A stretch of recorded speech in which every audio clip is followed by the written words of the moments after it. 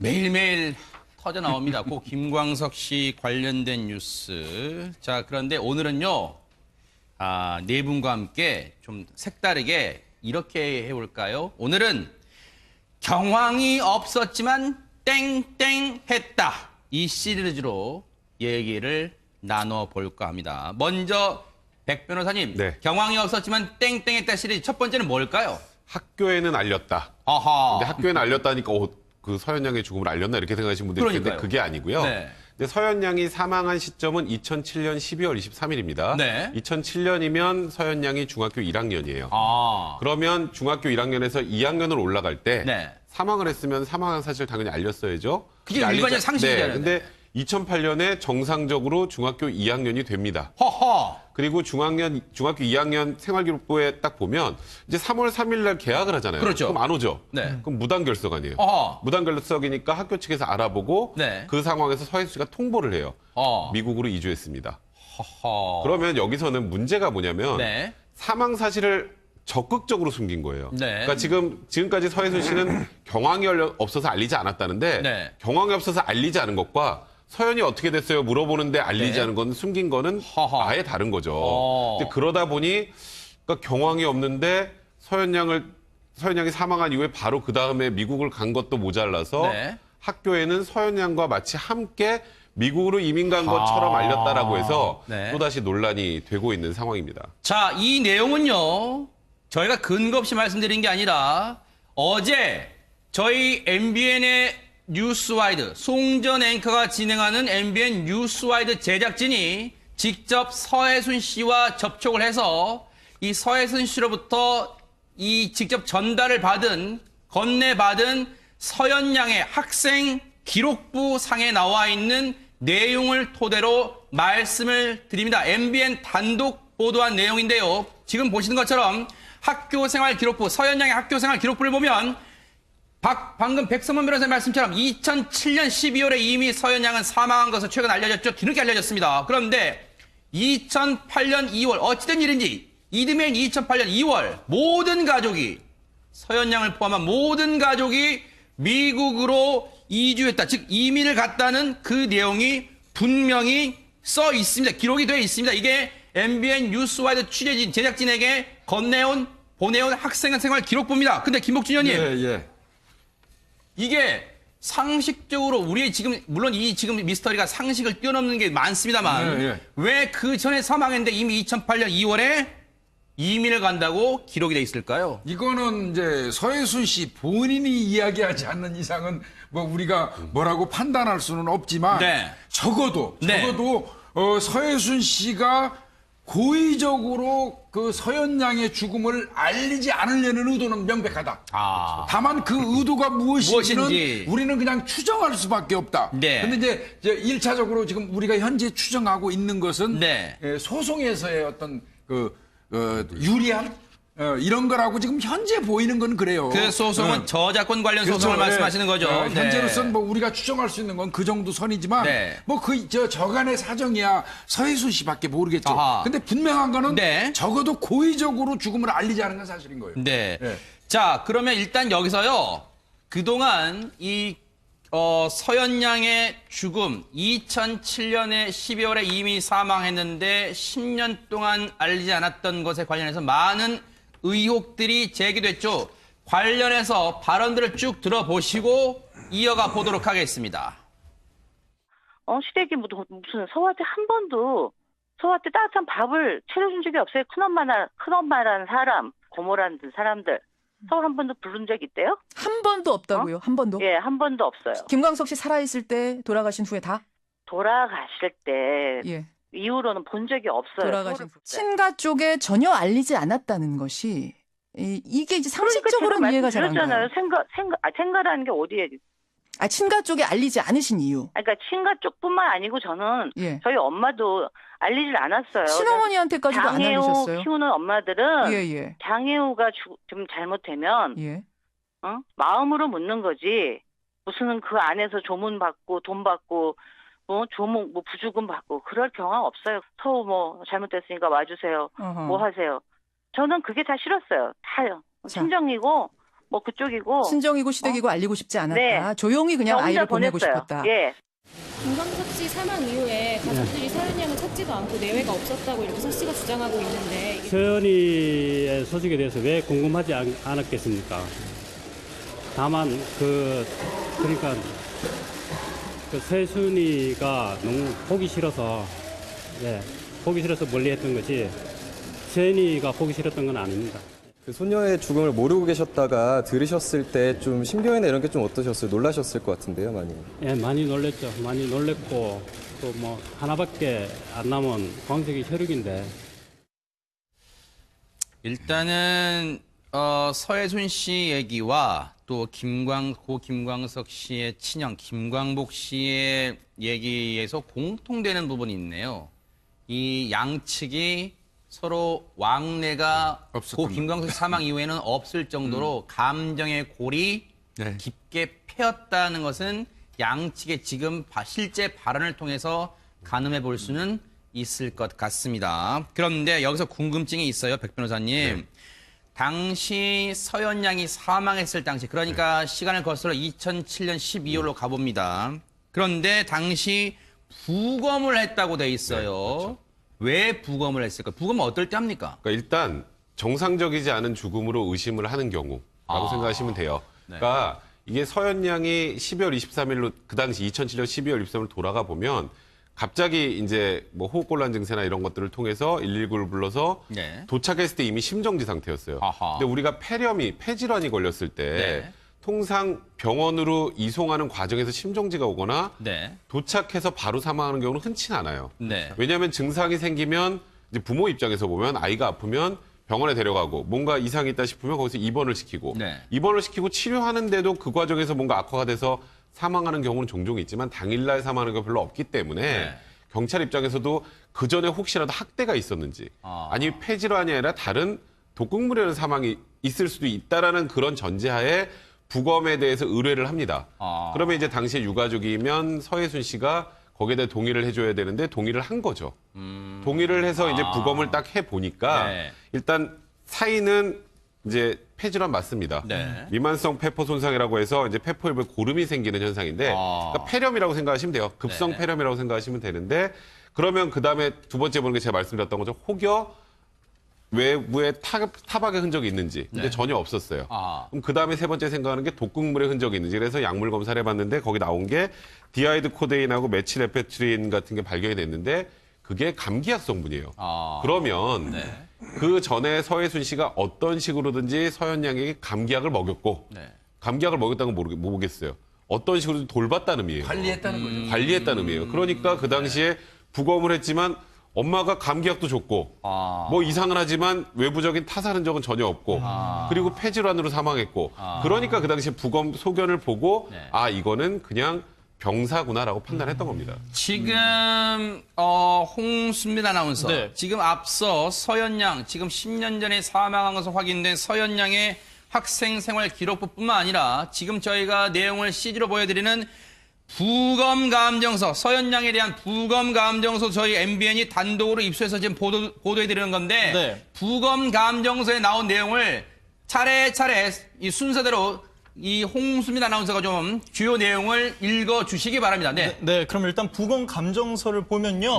일단 조직검사상 폐에서 미만성 폐포 손상과 더불어서 급성 화농성 폐렴 소견을 보여서 소기관지에서는 몇 군데에서 그 아까 말한 그 이물질이 관찰된 간에서 중등도의 지방 변성 소견을 봄 이렇게 나와 있습니다. 그러니까 일단은 여기 이물질이 관찰됐다는 게 중요해요. 그렇습니다. 그다음에 미만성 폐포 손상은 잠시 뒤에 저희가 자세히 어떤 뜻인지 알려드리겠습니다. 그다음 읽어주세요. 그다음 그리고요 뇌하수체, 비신, 그다음 내용 갈까요? 비장 이런 다른 장기에서는 크게 이상이 없다는 게 이제 판명이 됐고요.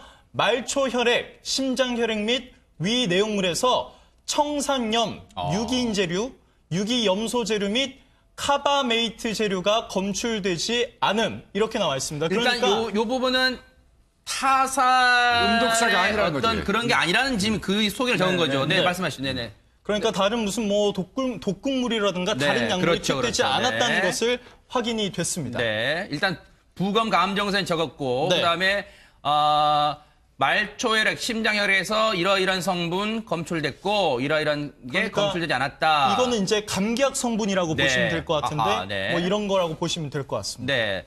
자, 다음 내용도 한번 볼까요? 다음 내용 뭡니까? 참고사항. 앞서 백 변호사님 설명처럼 디하이드로 네. 코데인, 메칠 에페드린, 카페인 및 이런 등의 성분으로 기침 가래 등에 사용되는 기침 감기약. 그래서 앞서 백 변호사님과 김복준 의원님은 엄마 서혜순 씨가 서현 양을 돌봤다라는 정황 증거는 될 수 있다는 얘기잖아요. 저 부분이. 그리고 말초혈액에서 혈중 알코올 농도 0.01% 미만 화학성 분석과 정용호의 시험에 의한다. 이렇게 지금 부검 감정서도 하고 있는데 앞서 말씀드린 것처럼 미만성 폐포 손상이 뭔지 그거 혹시 내용이 좀 정리가 되어 있나요? 미만성 폐포 손상이 뭔지 저희가 어려운 내용이라서 이게 뭐냐면 이 말단 부분에 폐의 말단 부분에 포도송이처럼 이 조직이 있답니다. 그 부분이 광범위하게 손상이 됐다는 거예요. 이게 그래서 미만성 폐포 손상이라는 소견을 적었습니다. 그런데 이거를 이제 이 32년간 경찰 생활하시면서 많은 이제 부검도 이제 그 참관해 보신 김복준님께 한번 여쭤볼까요? 이제 이거를 다른 저 부검 감정을 MBN 단독 보도한 내용을 만약에 다른 일반 법의학자들한테 보여줬다면 어떨까 그런 생각도 해봐요. 어떨까요 이 부분은? 그러니까 이제 현재로서는 지금 아마 이게 근데 지금 보니까 부검 감정서가 일반적으로 한 7장 정도가 되거든요. 네. 뭐 저희가 부검을 의뢰하면 그 나중에 경찰로 오는 게 한 7장 가까이 되거든요. 네. 근데 지금 보니까 2장 정도 있는 것 같습니다. 네. 근데 이제 2장 정도 앞 단위에 지금 우리가 얘기한 게 사실은 가장 중요해요. 네. 지금 요거는 왜 2장인지는 5장인데 지금 2장만 제출했다는 얘기가 있어요. 지금 그래서 네, 말씀하십시오. 네네. 네, 그래서 지금 제가 그 뒷부분 그래서 법의학자도 지금 부검서 총 5장 중 2장뿐이나 제대로 된 분석이 어렵다 이런 얘기를 하고 있습니다. 네, 예, 그러니까 우리가 통상적으로 받는 게 나중에 의뢰해서 받으면 5장에서 7장 정도가 그런가요? 들어와요. 그래서 그런데 지금 2장밖에 없다고 그러니까 이제 그런 거고요. 네. 현재 하여튼 그 우리가 앞에 2장 가지고 얘기를 하시는데 네. 백 변호사님이 정확하게 짚으신 거예요. 아. 지금 우리가 서현 양 관련돼서는요. 네. 뭐 서현 양을 뭐 평소에 어떻게 했는지 여부는 둘째고요. 네. 유기치사죄가 되는지 여부를 따지는 거거든요. 네. 근데 뭐 다른 명확한 증거 이를테면 이 정도. 이웃집에 있는 어떤 그 서현 양을 돌봐오던 이웃집에 있던 어떤 사람들이 와가지고 네. 경찰에서 제가 보니까 애가 맨날 아픈데 엄마가 네. 병원도 안 데리고 가고 아주 방치하고 관리를 안 합디다. 네. 이런 얘기를 경찰에 해준다면 이건 유기치사죄가 네. 성립되는데 아마 하자가 없을 거예요. 네. 근데 이제 아하. 그런 진술이 없는 한 네. 이제 우리는 이 근거를 가지고 얘기를 해야 되잖아요. 네. 근데 지금 백병문 변호사님이 얘기하신 것처럼 부검을 해봤더니 감기약을 먹였던 그런 흔적이 나온 거 아닙니까? 네. 이게 감기약? 그렇다면 적어도 관리하지 않는 엄마는 아니라는 것이죠. 아이를 돌봤다는 얘기잖아요. 네, 아이한테 감기약도 먹이고 병원도 데려가고 했다는 얘기거든요. 네. 그렇다면 그게 유기치사를 하는 어머니의 행태는 아니라는 것이죠. 현재 드러난 거는. 네네. 그래서 이제 그런 부분은 상당히 지금 서혜순의 네. 어떤 뭐 다른 도덕적 비난 그건 별개로 하고요. 네. 서혜순이 받고 있는 유기치사 관련된 혐의에서는 유리한 정황이라는 것이죠. 일단은요. 네, 네. 네. 그런데 지금 저희가 그 이번 사건을 경황이 없었다 시리즈로 지금 얘기한다 그랬잖아요. 두 번째 경황이 없었지만 시리즈는 홍순민 아나운서 두 번째 시리즈는 뭡니까? 경황이 없었지만 이민 준비는 했다. 이게 무슨 말이에요? 이겁니다. 그러니까 당시 이제 상황을 한번 살펴보면요. 2017년 12월 23일에 이제 딸이 사망을 합니다. 2007년. 네. 그렇죠. 2007년이요. 그리고 나서 딸 사망 한 달 뒤 바로 하와이로 넘어갑니다.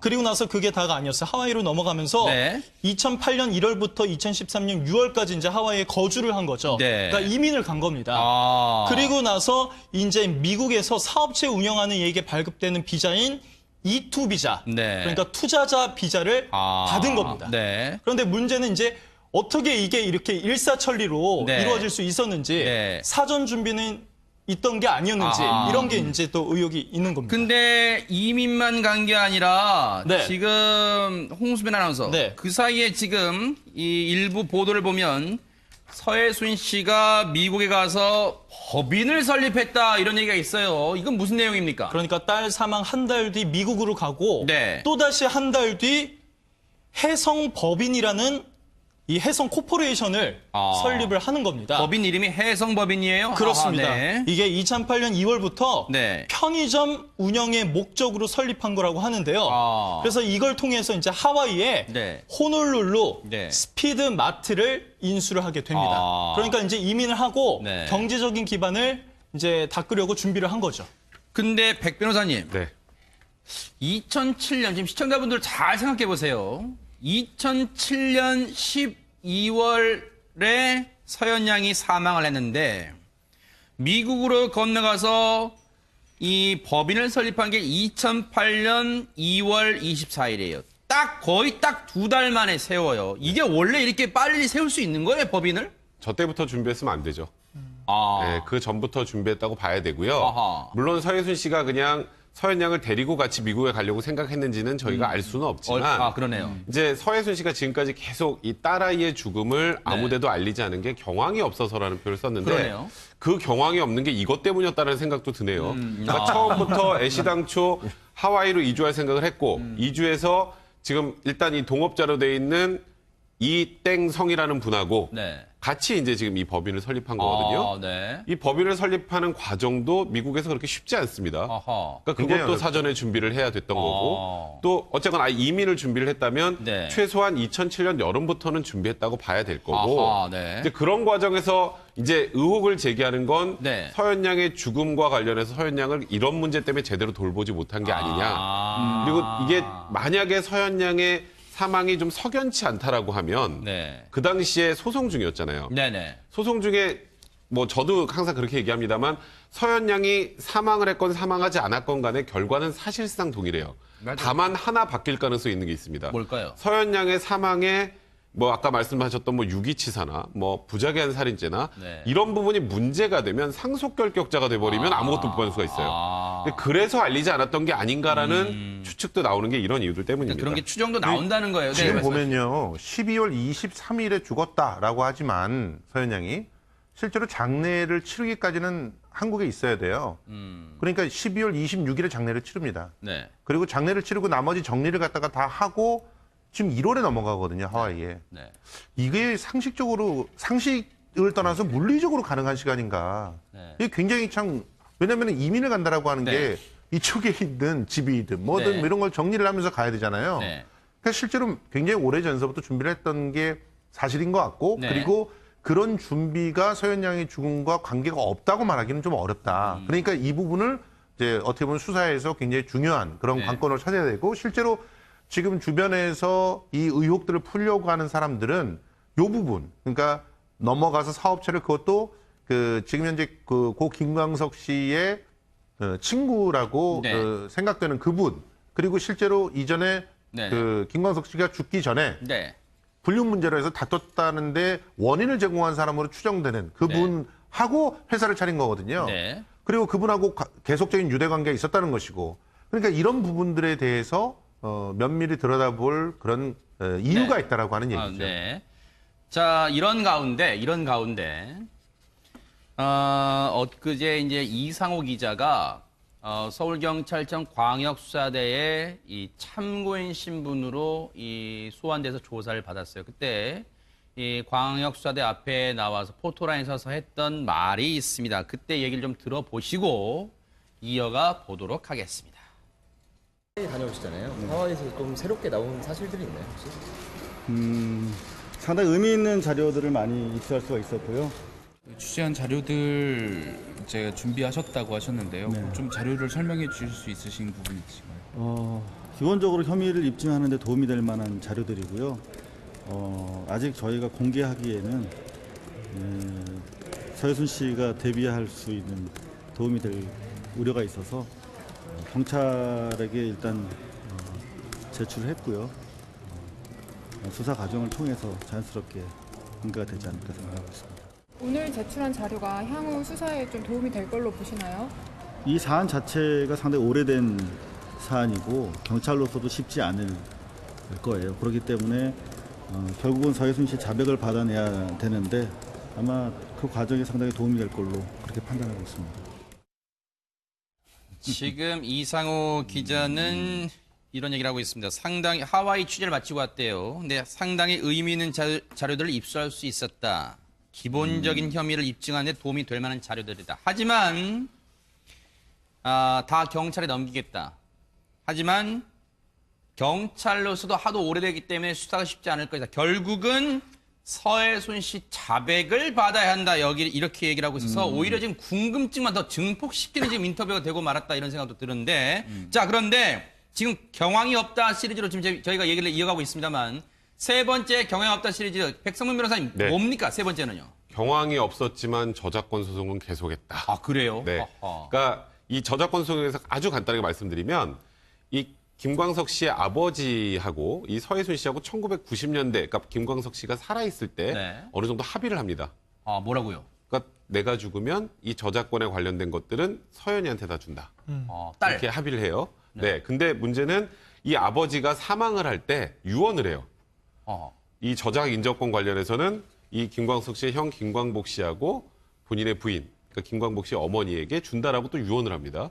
그래서 이 저작권 행사와 관련해서 이 김광복 씨와 어머니가 원고가 되고 서현 양과 서해순 씨가 피고가 돼서 저작권 분쟁이 일어나요. 아, 네네. 근데 이제 이게 시작입니다. 그래서 저작권 분쟁이 일어나는데 네. 1심, 2심, 3심까지 중간에 약간의 차이는 있지만 사실상 서현 양과 서해순 씨의 완승으로 끝나요.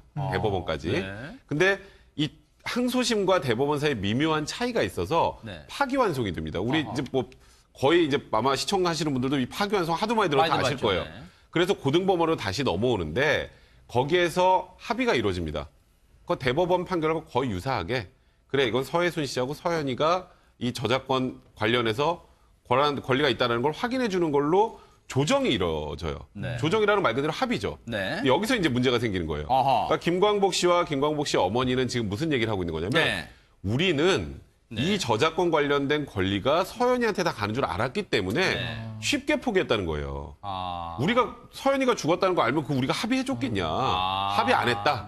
라는 게 일단 이 김광복 씨 측 주장인 거고요. 이 서해순 씨는 이거예요. 아니 대법원까지 우리가 완벽하게 이기는 게 나왔는데 그 당시에 조정 뭐 서현이가 죽었다고 조정 응하지 않으면 어차피 결론은 똑같다. 뭐 지금 1심, 2심 대법원까지 내용이 똑같은데 무슨 서현이가 살아있고 죽었고 무슨 상관이 있느냐. 그리고 나는 정상적으로 서현이의 제대로 된 상속인이기 때문에 이건 소송에서 알리지 않더라도 그 자체가 위법할진 몰라도 이건 무효가 아니에요. 그러니까 이건 법은 맞습니다. 무효가 아니니까 이건 아무 문제가 없다. 그러니까 말 그대로 판결로 끝났으면 별 문제가 없는데 조정으로 끝났다 보니까 이 서현 양의 죽음이 결정적인 원인이 됐느냐 안 됐느냐 가지고 양쪽에 다툼이 생긴 겁니다. 거기서 조금만 보태서 말씀드리면 애초에 그 아버지로 그 저작 인정권을 다 넘겼던 것이 그 김광석 씨 입장에서는 아내의 부정이 의심스럽기 때문에 그 저작권에 대해서 손을 못 대게 하려고 넘겼다라고 유족 측은 주장을 하고 있고 그리고 서해순 씨는 그게 아니다. 명의만 빌려준 것이다. 이런 식으로 주장을 하고 있어요. 그러면서 소송이 처음에 붙었었고 그러니까 김광석 씨 사후에 아버지를 대상으로 서해순 씨가 소송을 걸어서 소송이 붙은 것에서 나와 있는 첫 번째 조정이 있었어요. 근데 그 조정이 뭐였냐면 서현이에게 주겠다라고 합의를 한 거고 그 4개의 앨범에 대해서 서현이한테 주겠다. 그리고 나머지 새롭게 만들게 되는 라이브 앨범은 서해순 씨가 가져라. 이런 식으로 조정이 됐는데 나중에 나온 이번 그 판결, 대법원 판결과 그 조정은 그 첫 번째 판결과 조정에 근거를 해서 애초에 서현이가 갖는 걸로 됐는데 왜 갑자기 마음을 바꿔서 어머니하고 아들한테 줬느냐. 이런 부분들이 불리하게 작용을 했던 거라고 보시면 됩니다. 그래서 그 부분을 유족들은 다시 서현이한테 갖고 그래서 그 서현이의 몫을 정당하게 그 서해순 씨가 받았다면 상관이 없는데 서현이가 죽었다는 걸 알리지 않았지 않느냐 이렇게 얘기를 하고 있는 것이죠. 네. 저희가 지금 이 소송 얘기를 듣다 보니까 시간이 거의 다 돼가고 있는데 지금요 김광석 씨의 그 오랫동안 알고 있었을 남성이 아니겠네 이런 일부 보도도 나오고 있습니다. 지금 서해순 씨 곁에 있는 남성이 김광석 씨도 알고 있었을 남성이 아니냐 이런 가능성까지 제기가 되고 있습니다. 팬들은 김광석 씨의 안타까운 죽음 여전히 알고 싶어하는 것 같습니다. 않습니다만 왜 그 전에 사망했는데 이미 2008년 2월에 이민을 간다고 기록이 돼 있을까요? 이거는 이제 서해순 씨 본인이 이야기하지 않는 이상은 뭐 우리가 뭐라고 판단할 수는 없지만 네. 적어도 네. 서해순 씨가 고의적으로 그 서현양의 죽음을 알리지 않으려는 의도는 명백하다. 다만 그 의도가 무엇인지 우리는 그냥 추정할 수밖에 없다. 네. 근데 이제 1차적으로 지금 우리가 현재 추정하고 있는 것은 네. 소송에서의 어떤 유리함? 이런 거라고 지금 현재 보이는 건 그래요. 그 소송은 저작권 관련 소송을 말씀하시는 거죠. 현재로서는 뭐 우리가 추정할 수 있는 건 그 정도 선이지만 뭐 저간의 사정이야 서해순 씨밖에 모르겠죠. 근데 분명한 거는 적어도 고의적으로 죽음을 알리지 않은 건 사실인 거예요. 네. 자, 그러면 일단 여기서요. 그동안 이 서현양의 죽음 2007년에 12월에 이미 사망했는데 10년 동안 알리지 않았던 것에 관련해서 많은 의혹들이 제기됐죠. 관련해서 발언들을 쭉 들어보시고 이어가 보도록 하겠습니다. 시댁이 무슨 서우한테 한 번도 서우한테 따뜻한 밥을 차려준 적이 없어요.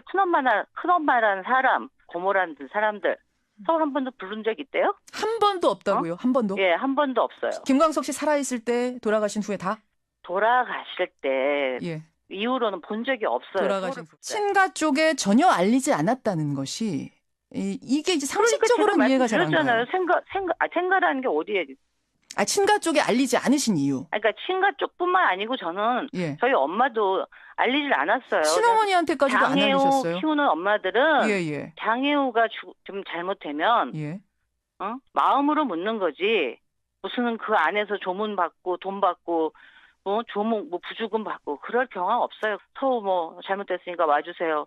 뭐 하세요. 저는 그게 다 싫었어요. 다요. 친정이고 그쪽이고 친정이고 시댁이고 알리고 싶지 않았다. 조용히 그냥 아이를 보내고 싶었다. 김광석 씨 사망 이후에 가족들이 서현양을 찾지도 않고 내외가 없었다고 이렇게 서 씨가 주장하고 있는데 서현이의 소식에 대해서 왜 궁금하지 않았겠습니까? 다만 그러니까 서순이가 너무 보기 싫어서 멀리했던 거지 서현이가 보기 싫었던 건 아닙니다. 그 소녀의 죽음을 모르고 계셨다가 들으셨을 때 좀 심경이나 이런 게 좀 어떠셨어요? 놀라셨을 것 같은데요, 많이. 많이 놀랬죠. 많이 놀랬고 또 하나밖에 안 남은 광석이 혈육인데. 일단은 서해순 씨 얘기와 또 고 김광석 씨의 친형 김광복 씨의 얘기에서 공통되는 부분이 있네요. 이 양측이 서로 왕래가 고 김광석 사망 이후에는 없을 정도로 감정의 골이 깊게 패였다는 것은 양측의 지금 실제 발언을 통해서 가늠해 볼 수는 있을 것 같습니다. 그런데 여기서 궁금증이 있어요, 백 변호사님. 당시 서현양이 사망했을 당시, 그러니까 시간을 거슬러 2007년 12월로 가봅니다. 그런데 당시 부검을 했다고 돼 있어요. 왜 부검을 했을까요? 부검은 어떨 때 합니까? 그러니까 일단 정상적이지 않은 죽음으로 의심을 하는 경우라고 생각하시면 돼요. 그러니까 이게 서현양이 12월 23일로 그 당시 2007년 12월 23일 돌아가 보면 갑자기 이제 호흡곤란 증세나 이런 것들을 통해서 119를 불러서 도착했을 때 이미 심정지 상태였어요. 근데 우리가 폐질환이 걸렸을 때 통상 병원으로 이송하는 과정에서 심정지가 오거나 도착해서 바로 사망하는 경우는 흔치 않아요. 왜냐하면 증상이 생기면 이제 부모 입장에서 보면 아이가 아프면 병원에 데려가고 뭔가 이상이 있다 싶으면 거기서 입원을 시키고 입원을 시키고 치료하는데도 그 과정에서 뭔가 악화가 돼서 사망하는 경우는 종종 있지만 당일날 사망하는 경우가 별로 없기 때문에 경찰 입장에서도 그 전에 혹시라도 학대 매일매일 터져 나옵니다. 고 김광석 씨 관련된 뉴스. 자, 그런데 오늘은요, 네 분과 함께 좀 색다르게 이렇게 해볼까요? 오늘은 경황이 없었지만 땡땡했다. 이 시리즈로 얘기를 나눠볼까 합니다. 먼저 백 변호사님, 경황이 없었지만 땡땡했다 시리즈 첫 번째는 뭘까요? 학교에는 알렸다. 근데 학교에는 알렸다니까 그 서현양의 죽음을 알렸나 이렇게 생각하시는 분들이 있는데 그게 아니고요. 근데 서현 양이 사망한 시점은 2007년 12월 23일입니다. 네. 2007년이면 서현 양이 중학교 1학년이에요. 그러면 중학교 1학년에서 2학년으로 올라갈 때 사망을 했으면 사망한 사실 당연히 알렸어야죠. 그게 일반적 상식이잖아요. 근데 2008년에 정상적으로 중학교 2학년이 됩니다. 그리고 중학교 2학년 생활기록부에 딱 보면 이제 3월 3일 날 개학을 하잖아요. 그렇죠. 그럼 안 오죠. 네. 그럼 무단결석 아니에요. 무단결석이니까 학교 측에서 알아보고 그 상황에서 서혜순 씨가 통보를 해요. 미국으로 이주했습니다. 그러면 여기서는 문제가 뭐냐면 사망 사실을 적극적으로 숨긴 거예요. 그러니까 지금까지 서혜순 씨는 경황이 없어서 알리지 않았다는데 경황이 없어서 알리지 않은 것과 서현이 어떻게 됐어요? 물어보는데 알리지 않은 건 숨긴 거는 아예 다른 거죠. 근데 그러다 보니 그러니까 경황이 없는데 서현 양이 사망한 이후에 바로 그 다음에 미국을 간 것도 모자라서 학교에는 서현 양과 마치 함께 미국으로 이민 간 것처럼 알렸다라고 해서 또다시 논란이 되고 있는 상황입니다. 자, 이 내용은요.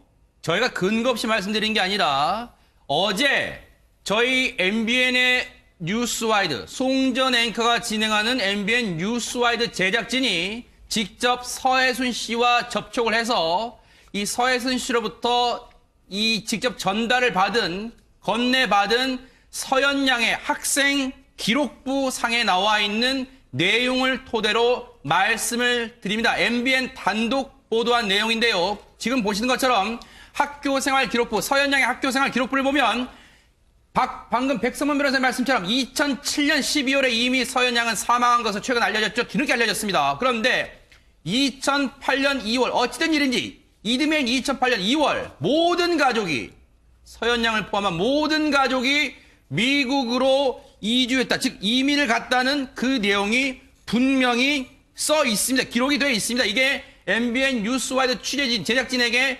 보내온 학생생활 기록부입니다. 근데 김복준 의원님 이게 상식적으로 우리의 지금 물론 이 지금 미스터리가 상식을 뛰어넘는 게